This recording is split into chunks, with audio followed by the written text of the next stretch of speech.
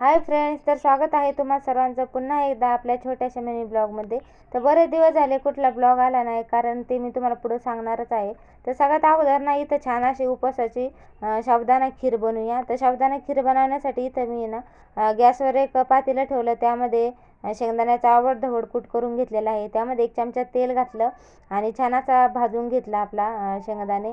त्यानंतर त्यामध्ये पाणी घातलं. पाणी घातल्याच्यानंतर 1 चमचा तूप घातलं, साखर घातली आणि 2-3 मिनटं छान अशी उकळी काढून घेतली. उकळी काढून झाल्याच्यानंतर ना भिजवलेला शाबू होता तो त्यामध्ये घालून घेतला आणि छान असं हलवून घेतलं.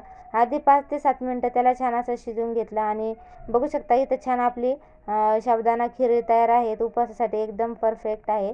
तर झालं असं की व्हिडिओ येण्याचं कारण की अभिची एक्झाम चालू होते, तर त्यामुळं मग मला कुठलं व्हिडिओ टाकताच आलं नाही. तर आपली फर्स्ट प्रायव्हसी म्हटले की आपले लेकरं आहेत, तर त्यामुळेच व्हिडिओ येत नव्हते.